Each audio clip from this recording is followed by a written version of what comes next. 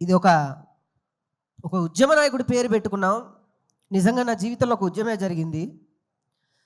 ఎంత కష్టపడ్డాం ఏంటి అని పక్కన పెడితే, నేను ఈ స్థాయిలో ఉండడానికి ఆయన ఎంత చేశాడో ఆయనకి తెలుసు. నేనెంతవరకు వెళ్ళాలో నాకు తెలుసు. సొంత అన్న ఉంటే కూడా ఇంతవరకు తీసుకొస్తాడో లేదో నాకైతే తెలియదు, కానీ మా అన్న నన్ను ఇక్కడ వరకు తీసుకొచ్చాడు. థ్యాంక్ యూ వెరీ మచ్ అన్న. Thank you thank you thank you. ఒక డబ్బులు ఇవ్వండి, ఏదైనా గవర్నమెంట్ ఉద్యోగం వస్తుంది, లేదా డబ్బులు ఇస్తే ఒక చిన్న పచారీ కొట్టో లేకపోతే ఒక వ్యాపారం పెట్టుకుంటా అంటే డబ్బులు ఇస్తారు, లేదా ఒక పార్టీ అంటే ఓ డబ్బులు వస్తాయి, లేకపోతే ఇంకేమో వస్తాయి. సినిమా తీస్తానంటే డబ్బులు ఎవరిస్తారు సార్? నేను మొదలుపెట్టి ఈ కథ నేను అనుకున్నప్పుడు, నీ వెనక నేనున్నా, అది ఎటువంటి కథ అయినా పర్లేదు, నువ్వు ఎదిగితే చాలు అని చెప్పిన మా రాఘవన్న, థ్యాంక్ యూ వెరీ మచ్ అన్న.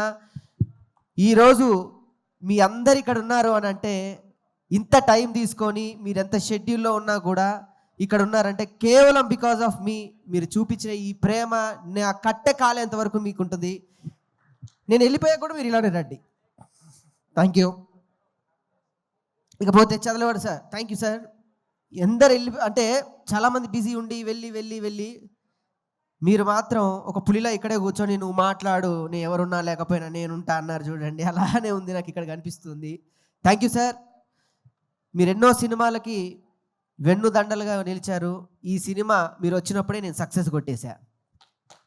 Thank you. లేకపోతే మా రోజమ్మ, ఆమె బాధ్యత అది. ఇప్పుడు నేను మీడియా ముఖంగా నేను చెప్తే నా తల్లి నేను పొగుడుకున్నవాడిని అవుతాను.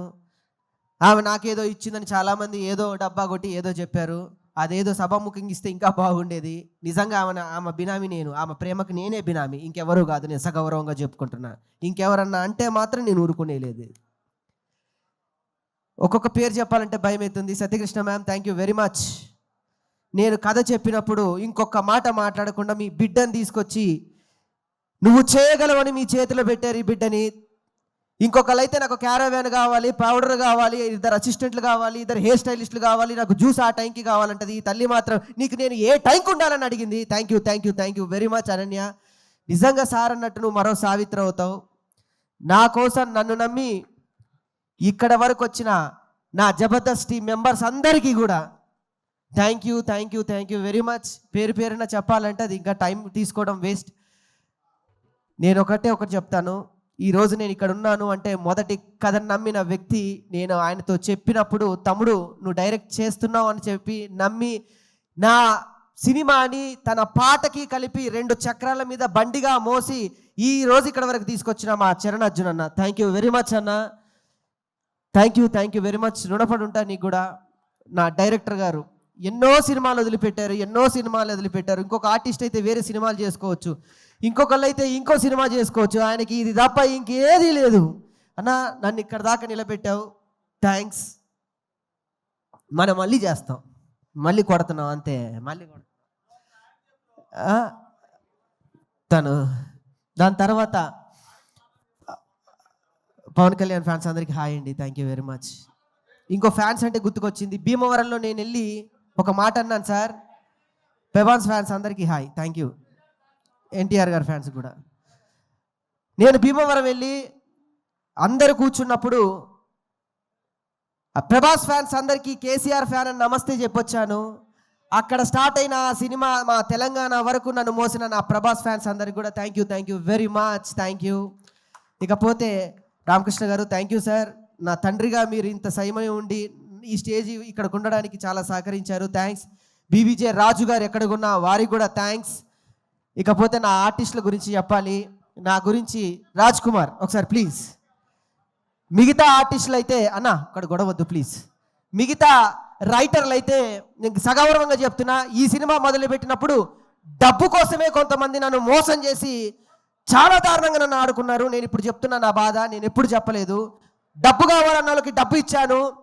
నేను తగ్గిన అహంకారాన్ని చంపుకొని మాట పడ్డాను. కానీ తను ఏమీ ఆశించకుండా నాతో ఈ పల్లెటూరుకు వచ్చి నాకు రాశాడు సార్. ఒక్కొక్క డైలాగ్ రాశాడు. ఒక ఉడతలాగా నన్ను పోల్చి ఆంజనేయ స్వామిలాగా ఒక పక్కన నుంచోబెట్టాడు. ఒక్కొక్క డైలాగ్ ఆనిముత్యం రాజా నీ రుణం నేను తీర్చుకోలేంది. Thank you very much. 12 ఏళ్ళ మన జబర్దస్త్ సావాసంలో నువ్వు నాకేమి ఇచ్చావు, నేను నీకేమి ఇచ్చావు అంటే మన ఇద్దరికి ఇంతమంది వచ్చారు లైఫ్లో. Thank you very much. లేకపోతే నా ఆర్టిస్ట్ లోహిత్ అన్న, థ్యాంక్ యూ వెరీ మచ్. నా మధు గారు కానివ్వండి, ఇందులో చేసిన ప్రతి ఒక్క ఆర్టిస్ట్కి నేను రుణపడున్నా. రిత్విక తల్లి జ్వరం వచ్చినా కూడా ఈరోజు ఇక్కడికి వచ్చింది, నీ రుణం కూడా నేను తీర్చుకోలేంది. Thank you very much. అందరికీ నేను థ్యాంక్స్ చెప్తాను. మా జబర్దస్త్ డైరెక్టర్ శ్రీపాద గారికి, సతీష్కి, నా ఫ్రెండ్స్కి, పల్లవి, ప్రశాంత్, దా ఇంత సమయం నా కోసం ఉండి బిగ్ బాస్ విన్నర్ అండి. ఒక పల్లెటూరులో పుట్టినటువంటి ఒక వ్యక్తి బిగ్ బాస్ విన్నర్ అయ్యాడు.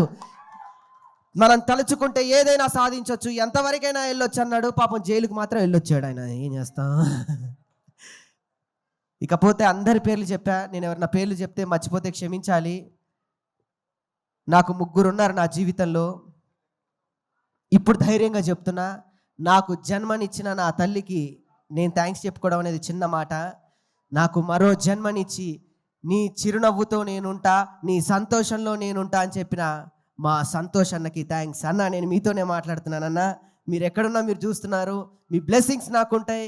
మీరు చెప్పిన ప్రతి మాట, మీరు చెప్పిన ప్రతి నవ్వు, మీరు చెప్పిన ప్రతి పద్ధతి నన్ను ఈ రోజు ఇలా నిలబెడుతూనే ఉంటుంది. మీరు లేకపోయినా మీరు ఇచ్చిన అండ దండ అందరూ ఇక్కడే ఉన్నారు. థ్యాంక్ యూ లవ్ యూ అన్న. మీ ఫోటో పెట్టుకొని నేను ప్రయాణం చేస్తా మీరు లేకపోయినా. థ్యాంక్స్ అన్న, ఆ ధైర్యం నాకుంది. ఇకపోతే నా తమ్ముడు, మా మరదలకు కూడా థ్యాంక్స్. సుజీ ఒకసారి పైకి రా. 2 minutes పాపను కూడా తీసుకున్నా. ఈ తల్లి నేను చాలా ఇబ్బంది పెట్టా. I'm sorry. ఒక్కొక్కసారి టెన్షన్లో చేయి చేసుకున్న రోజులు కూడా ఉన్నాయి పాపం. కానీ తను నాకన్నా పెద్ద ఆర్టిస్ట్.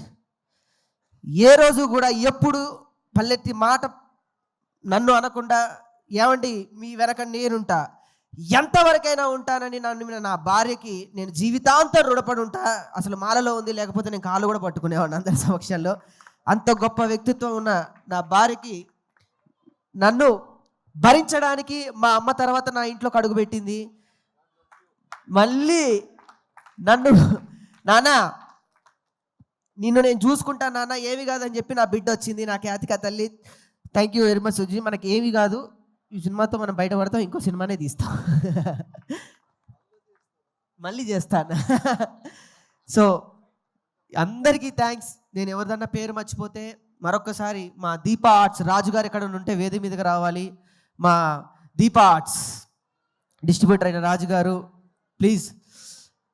మా డైరెక్టర్ గారు ఒక మాట, మా చరణ్ అర్జున్ అన్న, మాదంతా ఎమోషనల్ జర్నీ. సక్సెస్ మీట్లో మాట్లాడుతున్నాను కానీ ఒక మాట మాట్లాడాలి. ఒక మాట మాట్లాడి